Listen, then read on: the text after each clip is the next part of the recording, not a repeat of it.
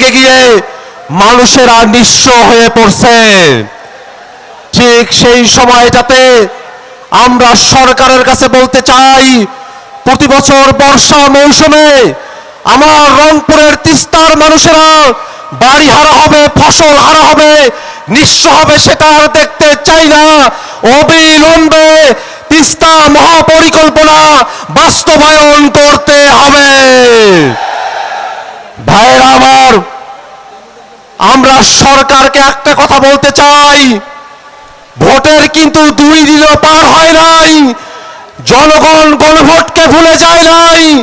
জনগণ রাষ্ট্রটাকে পরিবর্তন করার জন্য, জবাবদিহিতা নিশ্চিত করার জন্য গণভোটে হ্যাঁর পক্ষে অবস্থান নিয়েছিল।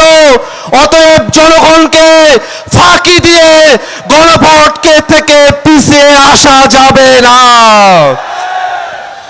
ভাইয়েরা আমার, যদি গণভোট বাস্তবায়ন করানো হয়, তাহলে বাংলাদেশের রাষ্ট্র কাঠামো ওই হাসিনার রাষ্ট্র কাঠামোতে ফিরে যাবে। বাংলাদেশের যে মানুষেরা গণভোটের পক্ষে রায় দিয়েছে, তারা আর হাসিনার শাসন কাঠামো দেখতে চায় না।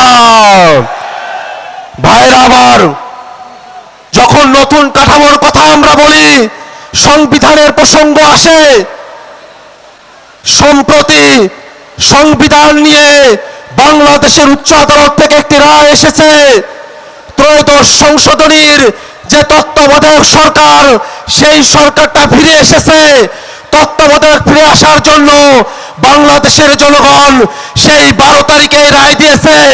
নতুন করে কোর্টের মধ্য দিয়ে যে তত্ত্বাবধায়ক সরকার, সেটা পুরনো ফর্মুলার তত্ত্বাবধায়ক সরকার।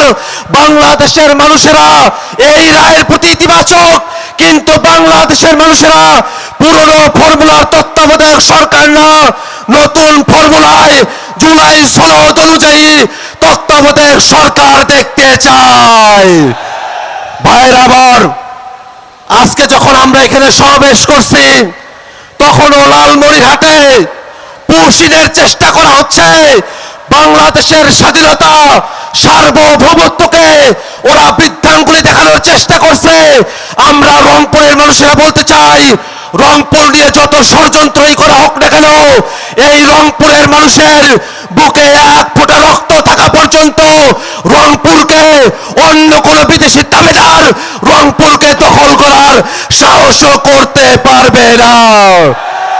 ভাইরা আমার, এই বৃষ্টি ছাড়াতো দিনে আপনারা যারা এখানে উপস্থিত হয়েছেন, তাদের সকলকে জাতীয় নাগরিক পার্টি এনসিপির পক্ষ থেকে শুভেচ্ছা জানিয়ে আমি আমার বক্তব্য এখানে শেষ করছি। ইনকিলাব জিন্দাবাদ।